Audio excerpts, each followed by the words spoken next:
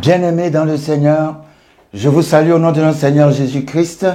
Je viens vous annoncer un événement spécial, un enseignement, un séminaire d'enseignement biblique qui aura lieu à Cergy, plus précisément à Cergy Saint-Christophe.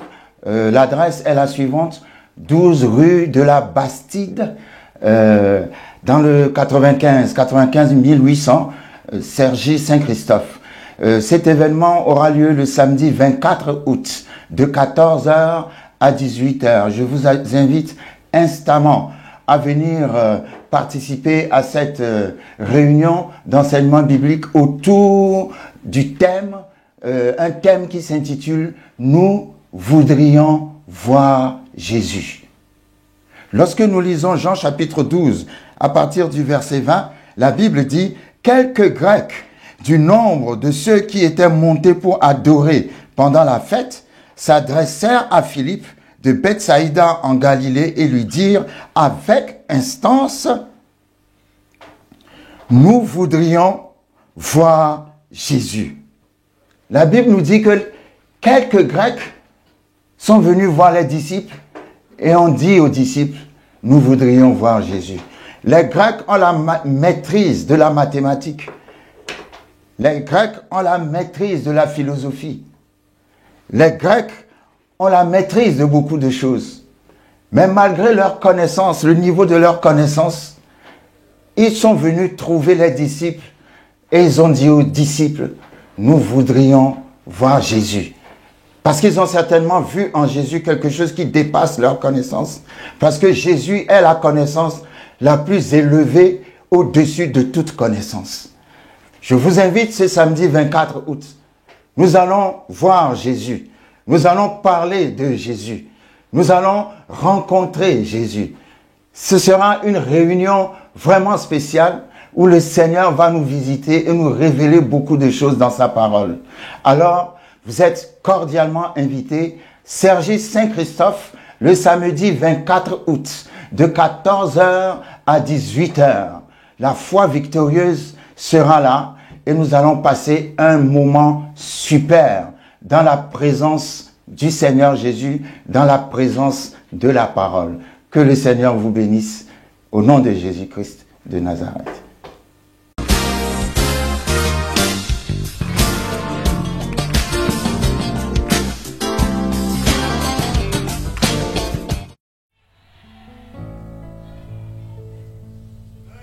Le plus grand meurtrier de toute l'histoire, c'est Dieu. J'aime bien quand vous êtes calme. Dieu nous aime pour nous tuer. Quelqu'un ne me comprend pas. Dieu nous aime pour nous tuer. Tu t'aimes trop. Tu es trop vivant. Dieu dit, je ne travaille pas avec les vivants. Je travaille avec les morts. Les morts, on vient, on t'insulte, mais tu dis gloire à Dieu. On te fait de l'injustice, tu dis gloire à Dieu. Tu n'as plus d'orgueil, tu n'as plus de ce. Paul a dit, si je vis, ce n'est plus le moi qui vit. Oh, come on. Mais c'est Christ qui vit en moi. Ça veut dire, si je vis, le moi est mort. Et c'est Christ qui vit. Toi, quand tu viens à l'église, on ne te salue pas le dimanche prochain, on ne te voit pas. Ah non, dans cette église, le pasteur est comme ça. Ah non, dans cette église, non, tu es encore vivant. Tu es trop vivant. Il faut que Dieu te tue.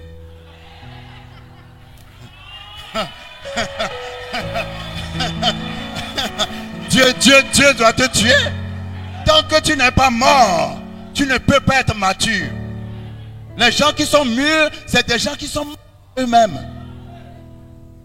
Quel que soit ce qu'on leur fait, vous savez, s'il y a une épidémie qui vient sur Libreville, les vivants seront atteints, mais les seuls qui ne seront pas atteints, c'est ceux qui sont dans le cimetière, parce qu'ils sont morts. Si tu es trop sensible, oh, on m'a fait ceci, oh, on ne m'a pas bien traité, oh, moi je suis... Si tu es trop vite, dis à ton voisin, meurs un peu, meurs un peu. On est fatigué de toi, meurs un peu, on a trop entendu tes lamentations, va au cimetière. Dieu n'aime pas les vivants, il aime les morts. Alléluia. Donc quand on parle de la maturité c'est la mort à toi-même. Tu vas aller dans des endroits, qui que tu sois, on va peut-être te manquer de respect, on va peut-être te mettre par terre, on va peut-être mal te considérer, mais toi tu sais que tu n'es pas là pour toi. Je suis là pour Jésus. Tu me traites bien, gloire à Dieu. Tu ne me traites pas bien, gloire à Dieu. Come on. L'apôtre Paul dit, je suis passé par toutes sortes de tribulations. Ça ne me décourage pas de la vie de foi. Amen. Donc, qu'est-ce que le Seigneur va faire, comme je dis toujours? Si tu es quelqu'un qui est coléreux, le Seigneur va toujours te mettre à côté des gens qui vont te mettre en colère.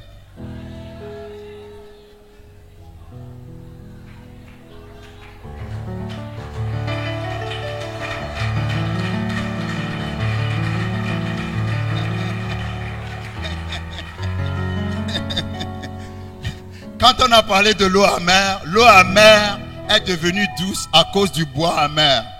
Donc, amer plus amer a donné douceur. donc, si tu es trop coléreux, Dieu va amener aussi des gens qui vont te... jusqu'à ce que la colère disparaisse. Amen. Avant, quand on te disait des mots qui te blessaient, tu pouvais passer toute la journée à insulter les gens.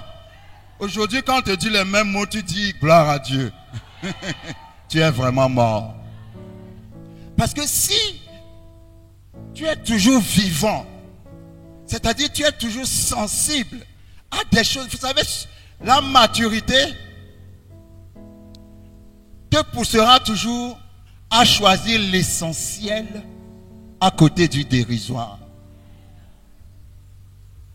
Vous voyez, la Bible a traité Ésaü d'un mot particulier. Ne soyez pas profane comme Ésaü. Profane veut dire, le profane c'est quelqu'un qui ne sait pas valoriser les choses spirituelles. Quand Ésaü était revenu de chasse et que Jacob était en train de faire la soupe, Ésaü avait faim. Et il a demandé à Jacob de lui donner à manger. Jacob a dit, si tu veux que je te donne à manger, il faut que tu me vendes ton droit d'aînesse.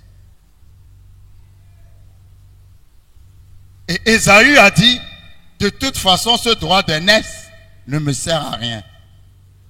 Et à cause de la nourriture, à cause de quelque chose de matériel, il a vendu ce qui est spirituel. Alléluia. C'est un profane. Il n'a pas la maturité. Parce que s'il avait la maturité, il comprendrait que les choses spirituelles sont au-dessus des choses matérielles. Mais Jacob aimait tellement la bénédiction que même s'il pouvait la voler, il allait le faire. Le problème avec lui, c'est qu'il a volé une bénédiction qui de toute façon lui appartenait.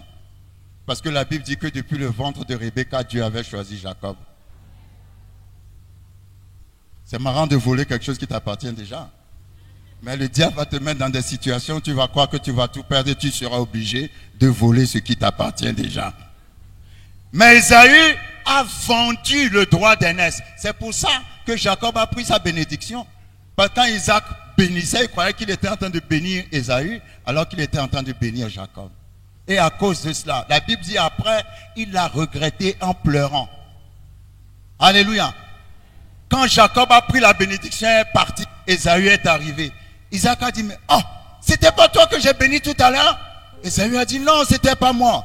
Et puis Isaac a dit, ah, j'aime bien. Il a dit, j'ai déjà parlé. Ce que j'ai dit est déjà dit.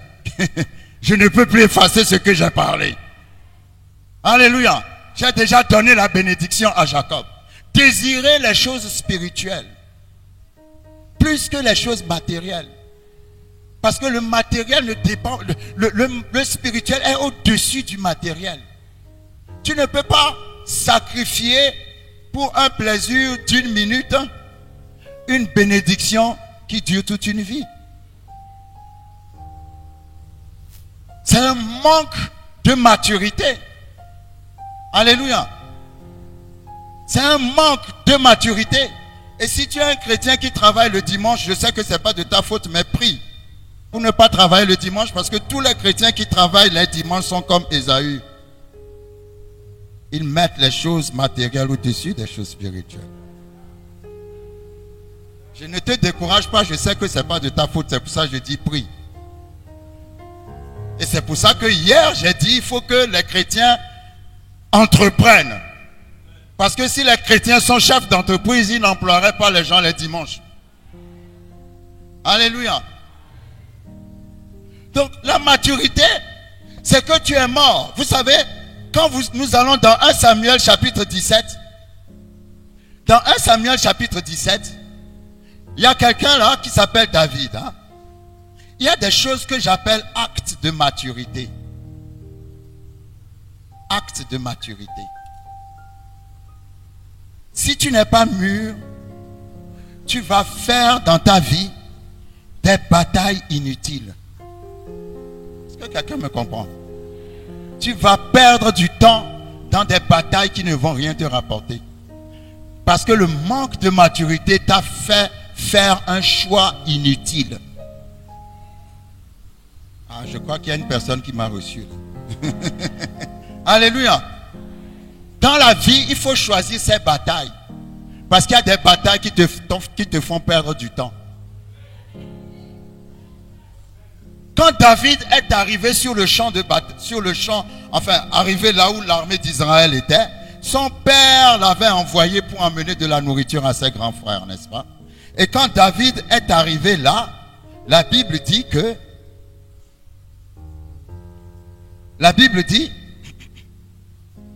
il était étonné de voir Goliath en train de menacer, n'est-ce pas, toute l'armée d'Israël.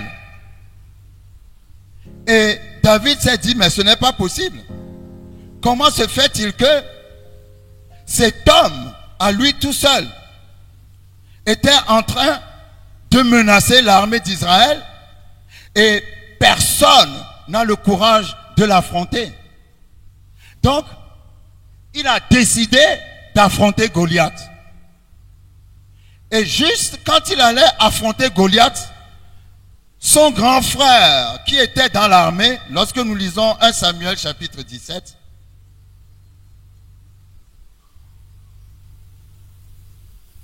à partir du verset 26, David dit aux hommes qui se trouvaient près de lui, que fera-t-on à celui qui tuera ce Philistin? Et qui ôtera l'opprobre de dessus Israël? Qui est donc ce Philistin, cet incirconcis, pour insulter l'armée du Dieu vivant? Et au verset 28, le grand frère de David lui dit, la Bible dit, Eliab, son frère aîné, qu'il avait entendu parler à ses hommes, fut enflammé de colère contre David. Qu'est-ce que David a dit? David a dit, comment se fait-il que personne ne s'occupe de Goliath? Son grand frère se fâche contre lui. Vous trouvez ça normal? La Bible dit que son frère s'est enflammé contre lui. Et puis son frère lui dit, pourquoi es-tu descendu? Pourquoi es-tu descendu? Et à qui as-tu laissé ce peu de brebis dans le désert? Vous voyez comment il a déconsidéré? Il lui dit, mais qui d'abord t'a envoyé ici? Et où est-ce que tu as laissé le petit troupeau dont tu t'occupes dans le désert? Et il continue et il dit, je connais ton orgueil et la malice de ton cœur. C'est pour voir la bataille que tu es descendu.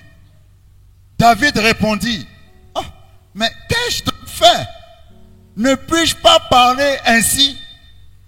Et ce que j'aime bien, le verset 30. Le verset 30, c'est l'acte de quelqu'un qui est mûr. Le verset 30 dit, David se détourna. C'est grâce à Goliath que son amour est rentré dans le cœur du peuple et qu'il va finir roi. Donc il était à l'entrée de sa destinée. Juste à l'entrée de sa destinée, quelqu'un est venu l'insulter. Supposons que David n'était pas mûr. il va oublier Goliath et commencer à se battre avec son frère. Ah, dis à ton voisin, c'est ce que tu fais tous les jours.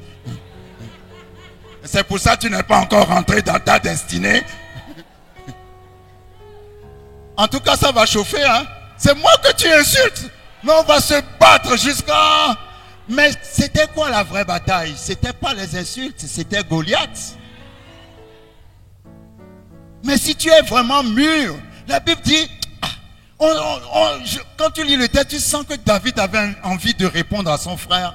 Mais la Bible dit, David se détourna. Pourquoi il s'est détourné? Parce qu'il s'est dit non, ça c'est une bataille qui va me faire perdre du temps. La vraie bataille c'est Goliath. La vraie bataille c'est Goliath. C'est important parfois dans la vie. Il y a des choses qui vont t'arriver juste à l'entrée de ta destinée. Vous savez, le diable attend des moments stratégiques. Comme par exemple, la Bible dit Jésus ayant jeûné 40 jours, il est venu le combienième jour? Il n'est pas venu le premier jour ni le deuxième, il est venu le dernier jour. C'est-à-dire, il a attendu le jour où Jésus était le plus faible. Le diable n'est jamais pressé de t'attaquer. Il t'observe. C'est un grand stratège. Il t'observe. Quand des choses comme ça vous arrivent, ne vous laissez pas conduire par la chair. Reprenez-vous et dites, je suis certainement au bord d'une percée. Je ne vais pas laisser mon cœur aller à l'énervement. Si David avait combattu Eliab, il n'aurait jamais eu le temps pour Goliath. Eh bien, il y a beaucoup de Goliath dans ta vie. Dieu t'a donné la puissance de vaincre Goliath, mais toi, tu ne sais faire que des batailles charnelles. Mais je déclare à partir d'aujourd'hui que tu passes de l'immaturité à la maturité. Que les choses spirituelles qui sont plus importantes seront ta priorité. Parce que dans la vie de celui qui est charnel, c'est toujours les choses sans importance qui ont la priorité. Mais dans la vie de ceux qui sont mûrs, ce sont les choses spirituelles qui ont toujours la priorité.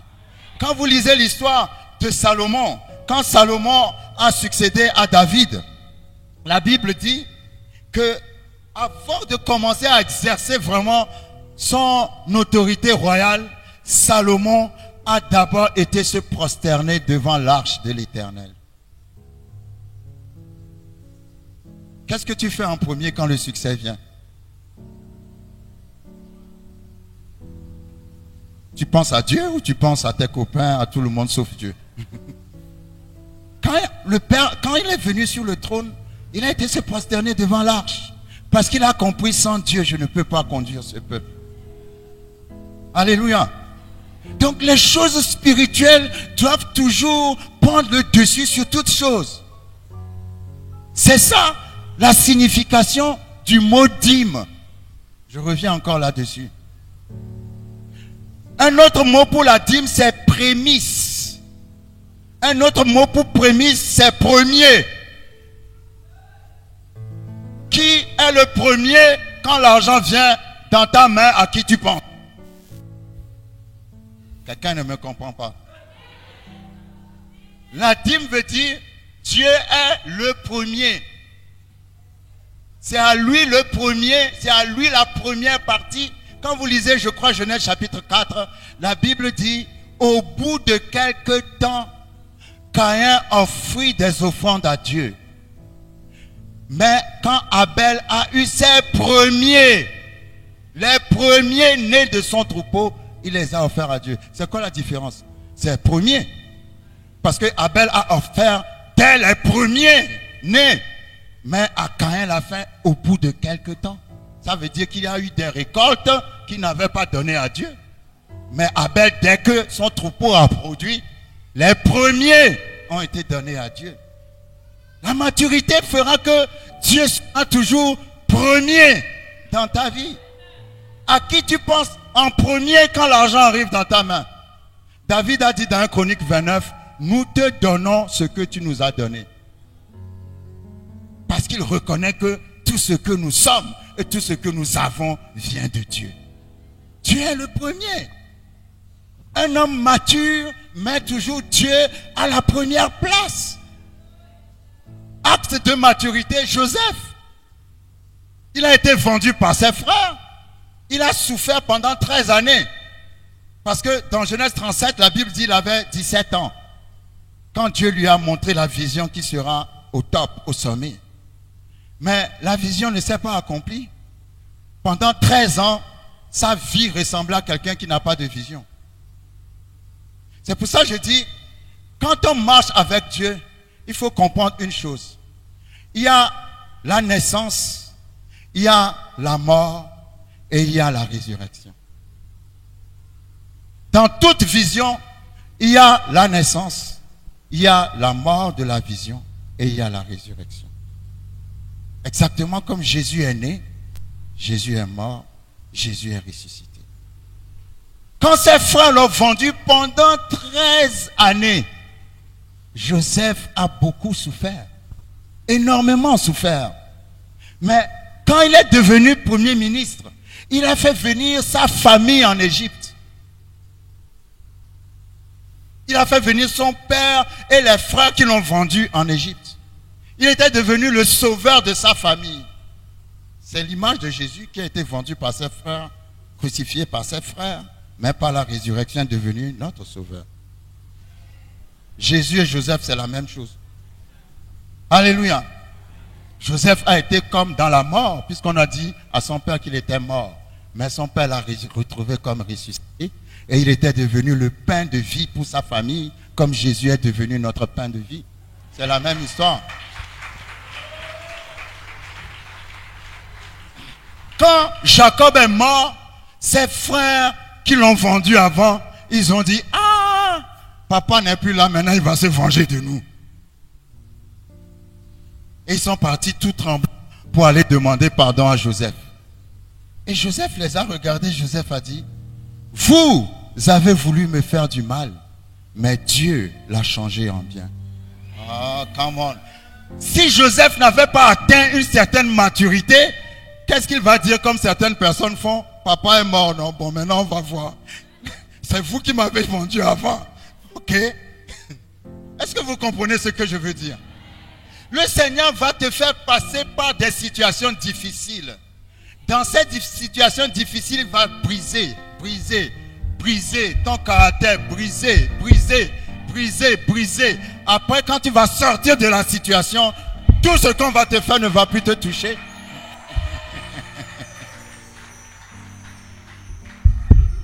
Tout ce qu'on va te faire ne va plus te toucher. Pourquoi? Parce que le Seigneur a pris le temps de te briser. C'est pour ça que quand on marche avec Dieu, il faut, numéro 1, être obéissant. Numéro 2, savoir que Dieu est fidèle. Parfois, il peut permettre que certaines épreuves arrivent sur toi. Et c'est à travers ces épreuves que tu vas dire, j'ai vu Dieu. Mais tu ne peux jamais avoir de témoignage sans épreuve. C'est quoi un témoignage? C'est que Dieu t'a sorti d'une épreuve. Et si Dieu t'a sorti d'une épreuve, ça va marquer ta vie. Ça va changer ta vie. La manière dont tu vis, la manière dont tu te comportes, la manière dont les gens vont dire, cette personne-là, on sent que c'est quelqu'un qui connaît Dieu. Amen. Quand j'étais en Côte d'Ivoire, il y avait un ami qui me racontait une histoire. L'histoire de, il était dans un bus, et puis il y avait un frère qui était rentré dans le bus. Et ce frère-là, je ne sais pas, lui avait demandé de s'asseoir, je crois. Et le monsieur ne voulait pas lui laisser la place pour s'asseoir parce que bon, le monsieur avait certainement un problème d'ordre physique. Et il a passé tout son temps à insulter le monsieur. Il insultait tellement le monsieur parce que le monsieur lui a demandé s'il peut lui laisser sa place, que tout le monde dans le bus se demandait, mais comment se fait-il que avec toutes les insultes qu'on lançait sur le monsieur était calme. Et puis arrivé à une prochaine station, La personne qui l'insultait est descendue et les gens demandaient au monsieur, mais comment se fait-il que le petit là t'insulte comme ça et tu ne lui dis rien? Et il a dit, vous savez, mon travail c'est laver les cadavres. Des gens comme ça, je lave leur corps tous les soirs. Donc, comme il est en train de s'agiter là, pour moi c'est rien, parce que j'ai compris que la vie n'est rien.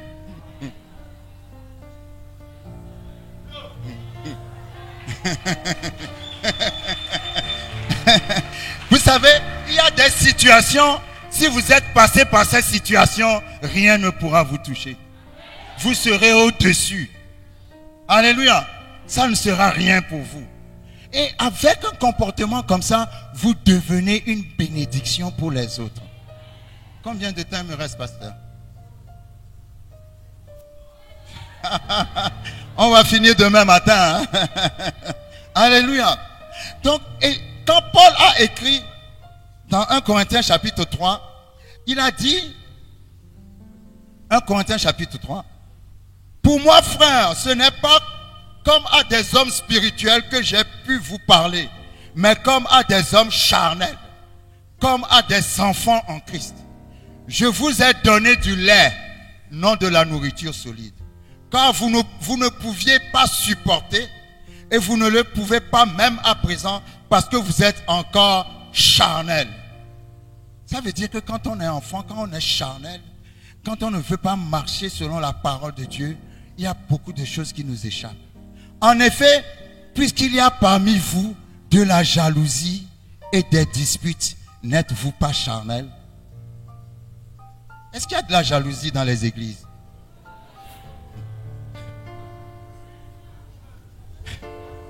Vous semblez confirmer qu'il y en a. Hein? Il y a des disputes dans l'église. Tous ceux qui s'investissent dans les jalousies et les disputes, l'apôtre Paul vous appelle enfants charnels, qui êtes encore au lait. Et l'apôtre Paul dit, vu le niveau que vous avez, je ne peux pas vous donner de la nourriture solide parce que vous ne pouvez même pas la supporter. Parce que vous êtes encore des enfants. Vous avez des attitudes d'enfants. Telle personne ne t'a pas dit bonjour le lendemain, tu ne lui parles pas. Des toutes petites choses de rien du tout, tu te fâches. Oui, on ne t'a pas considéré. D'abord, tu es qui? Tu es qui? Dans l'église, nous sommes tous pareils. Hein? Le PDG comme le charpentier, c'est pareil. Hein? Alléluia. Dieu, la Bible dit, Dieu ne fait point d'acception de personne. Mais en toute nation, ceux qui le craignent et lui sont agréables, ceux qui le craignent et le aiment selon sa parole d'une certaine manière, ceux-là lui sont agréables. Devant Dieu, tout le monde est pareil. Dieu ne fait pas de division, ni de ceci, ni de cela. Donc quand tu viens à l'église, regarde-toi comme l'autre. Si le riche meurt, il va sous la terre. Si le pauvre meurt, il va sous la terre. Si le demi-riche meurt, il va sous la terre. Si l'animal meurt, il va sous la terre. On va tous sous la terre. C'est pas comme ça?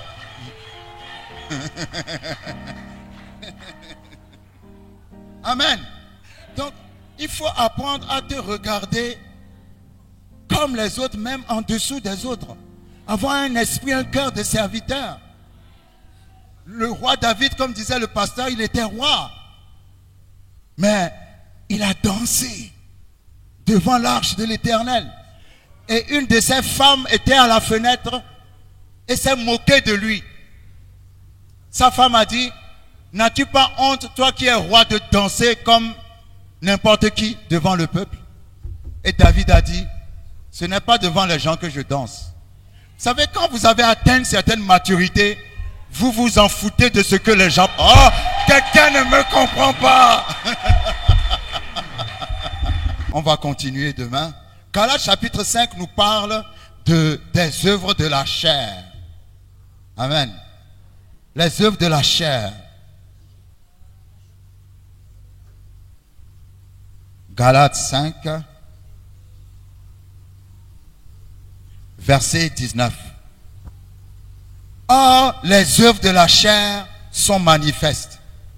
Ce sont l'impudicité, l'impureté, la dissolution, l'idolâtrie, la magie, les inimitiés, les querelles, les jalousies, les animosités, les disputes, les divisions, les sectes, l'envie, l'ivrognerie, les excès de table et les choses semblables.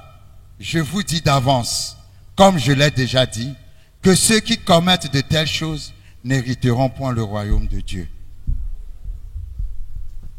Tu es chrétien, mais tu es envieux. Tu es chrétien, mais tu touches encore à autre chose. Vous savez, pour moi, l'esprit le plus dangereux parmi tous les mots, tous les noms que nous avons cités, c'est la jalousie. Parce que la jalousie, si c'est un esprit qui ne marche pas seul. C'est un esprit qui marche avec plusieurs esprits. Avec la jalousie, tu finiras meurtrier. Avec la jalousie, tu seras méchant. La jalousie peut même te pousser à aller faire des choses contre ton frère ou ta soeur dans les endroits qu'il ne faut pas. C'est très dangereux, la jalousie. Pourquoi tu es jaloux? Alléluia. Jérémie 29, 11 dit, Dieu dit, je connais les projets que j'ai formés pour toi, projets de paix et non de malheur.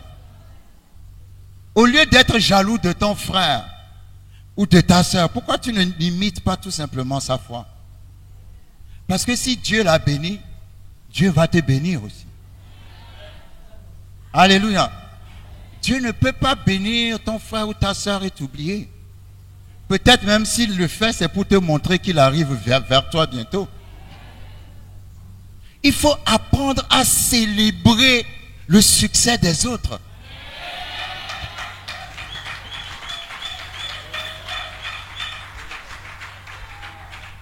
Quelqu'un qui est mûr et qui est mature célèbre le succès des autres. Encourage le succès des autres. Quand j'allais partir en Europe, j'avais un cousin. Le jour où je partais en Europe, plutôt que d'être jaloux, il était venu à la maison. Il a fait ma valise. Je n'ai jamais oublié ce geste-là parce que il y a tellement de jalousie. Parce que oui, lui s'en va en Europe, lui ceci, lui donc. Mais non, lui il est venu, il a fait ma valise. Jusqu'à maintenant, ça fait plus d'une trentaine d'années. Je n'ai jamais oublié ce jour-là. Ça m'a tellement touché de voir quelqu'un qui célébrait mon succès. Mais lui aussi, quelques années après, il est arrivé en Europe. Et Dieu l'a prospéré même plus que moi en Europe. Parce qu'il n'a pas un cœur méchant. Vous savez, si vous n'avez pas un cœur méchant, Dieu va vous prospérer. Si vous n'avez pas un cœur méchant, Dieu va vous prospérer. Il va tellement vous prospérer que vous allez être... J'ai toujours été étonné de voir, quand je lis l'histoire de Jonathan. Qui peut être Jonathan aujourd'hui? Même moi, je dois jeûner d'abord. Oh, come on. Mon père est roi. Après mon père, c'est moi le futur roi. Mais voilà David qui a accompli une grande prouesse dans le royaume. Et j'enlève mes habits de prince pour donner à David. Il faut que je jeûne 21 jours d'abord pour être sûr si c'est la volonté de Dieu. Mais il a fait une alliance avec David et quelque part il a déclaré, mon père ne te tuera pas, tu seras roi d'Israël et moi je serai à côté de toi. Parce qu'il a capté la vision. Ah, come on, quand tu captes la vision, tu connais ta place. Il y a des places pour lesquelles il ne faut pas se battre parce qu'on ne se bat pas contre Dieu.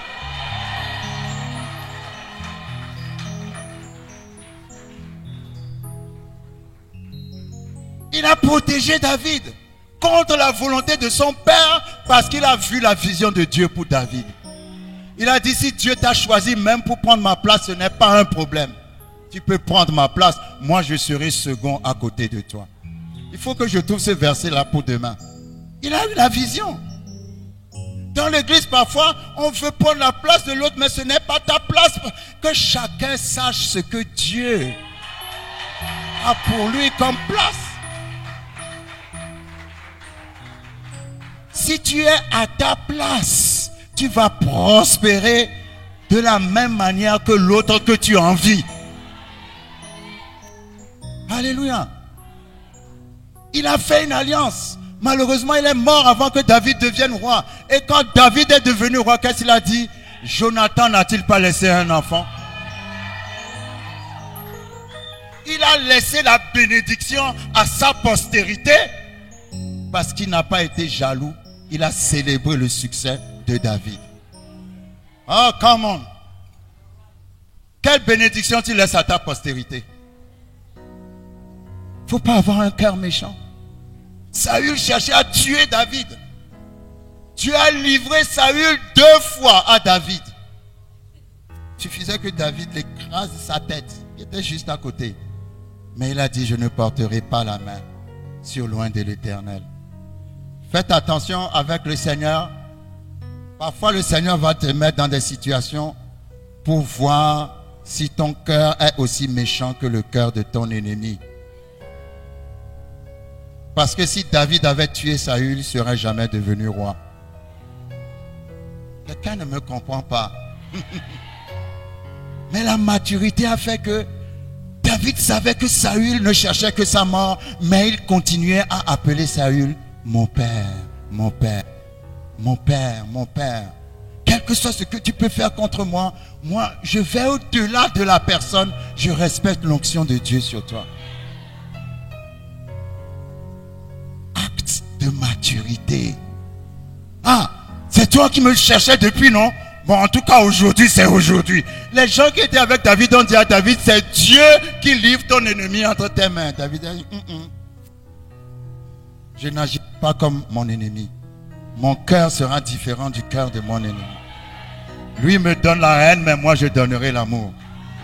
Ah, lui me donne il marche dans le manque de confiance, mais moi j'ai confiance en Dieu.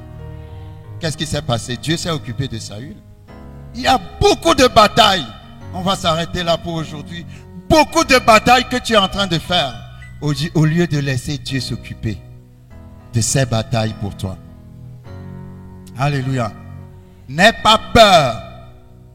Quelqu'un a peur.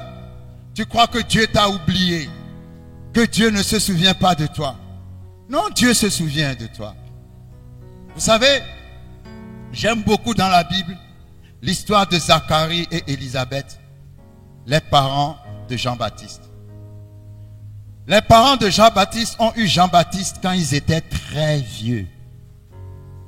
Et le jour où Zacharie était dans le temple en train de travailler à l'autel et que l'ange lui est apparu, l'ange lui a dit, ta prière a été exaucée.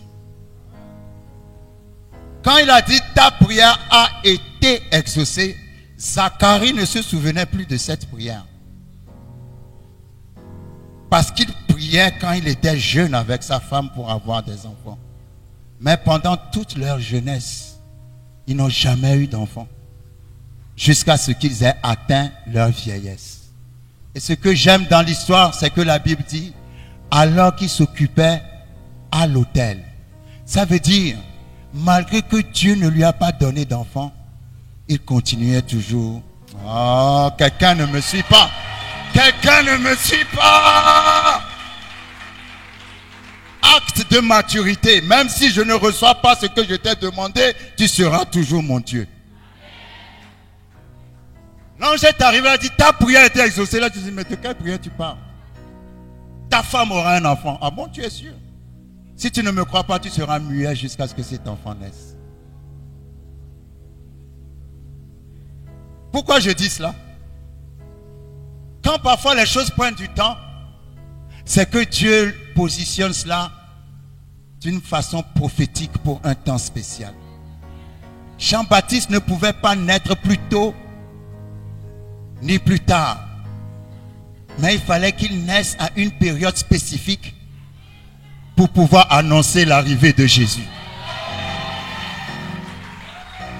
Donc si ça doit prendre 30 ans d'attente, Dieu fera que tu attendes 30 ans parce qu'il a positionné ton enfant pour annoncer l'arrivée de Jésus. Tu es stérile dans cette salle, ne te lève pas si tu veux. Mais je vais clôturer. Seigneur, je te rends grâce. Rien n'est impossible à toi. Rien n'est impossible à toi. Acte de maturité, attendre, être patient avec Dieu. Israël voulait un roi. Ah, nous voulons un roi. Et ils ont dit, pour être comme les autres nations. Mais est-ce que Israël est comme les autres nations? Non. Israël est la nation de Dieu. Il y a des gens, tu es chrétien, mais tu envies les choses, tu fais les mêmes choses comme les gens qui sont dans le monde. Nous voulons un roi, nous voulons un roi. Vous voulez un roi? Ils ont eu Saül, qui a été le plus mauvais roi d'Israël. Pendant que dans le cœur de Dieu, Dieu avait positionné David, dont il dit c'est un homme selon mon cœur. Mais le temps de David n'était pas encore arrivé. Dieu parle à quelqu'un ce soir. Ne choisis pas Saül, attends mon David. Je répète encore. Ne sois pas trop pressé pour recevoir Saül. Attends mon David. Je le dis encore. Ne sois pas trop pressé pour recevoir Saül. Attends mon David. Parce que David est un homme selon mon cœur. Alléluia. Seigneur, je te rends grâce pour ta parole. Je viens à l'encontre de toute stérilité ce soir. Demain, nous allons faire un service et prier pour les gens. Pouvons-nous nous lever, s'il vous plaît? J'ai l'impression qu'on ne sait pas qui on est en train de louer. Je vous dis qu'on loue le roi de tous les rois. Non, vous n'avez pas compris. On loue celui qui a créé le visible et l'invisible. Non, vous n'avez pas compris. On loue celui qui nous donne chaque jour le souffle de vie. Non, on loue celui qui a permis que ces instants puissent avoir lieu. On loue le grand Dieu. Alléluia. David était roi. Vous comprenez? Il a pris un pagne, il a mis autour des reins. Il a commencé à danser. Vous tous, vous avez dansé dans des boîtes de nuit? Vrai ou faux? Nous voulons danser pour celui qui nous a aimés le premier. Amen. On va vous apprendre un chant. Ici chez nous, on piétine. Fais comme ça avec moi, fais comme ça. J'ai dit fais comme ça.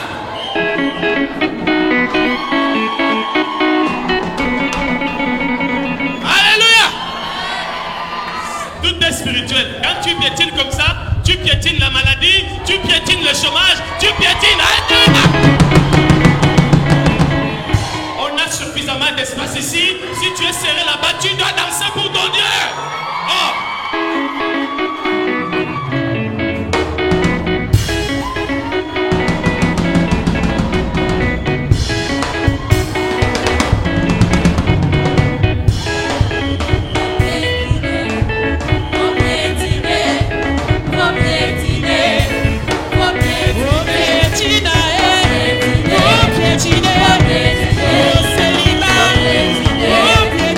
Piétiner, piétiner pas.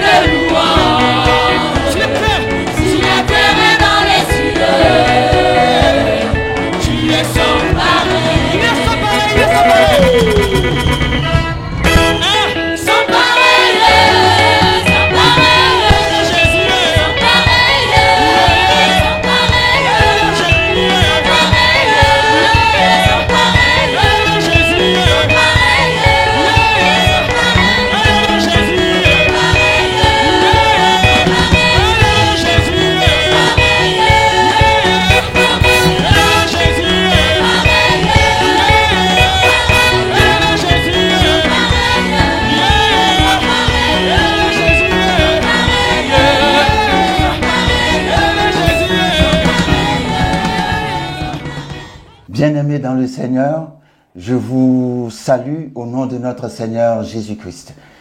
Florence et moi, avec toute l'équipe de la foi victorieuse, nous voudrions vous dire un grand merci pour votre fidélité, le soutien financier que vous nous apportez afin que cette émission puisse continuer à être diffusée. Nous tenons vraiment à vous dire un grand merci et aussi à vous encourager. Vous savez, lorsque vous semez dans l'œuvre de Dieu, il y a toujours un retour. Dieu est un Dieu de bénédiction et tout ce que nous lui apportons, il nous le ramène d'une manière ou d'une autre.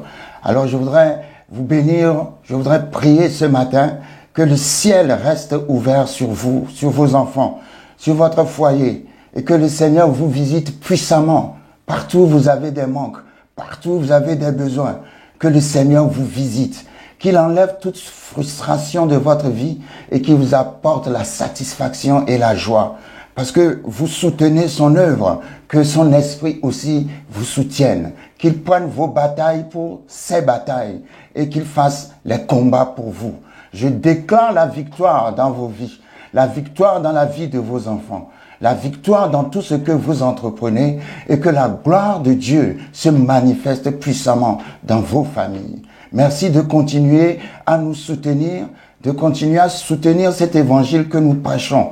Parce que grâce à vous, les gens sont délivrés, les gens sont guéris, les gens expérimentent des percées dans leur vie et tous ces miracles leur parviennent grâce à vous.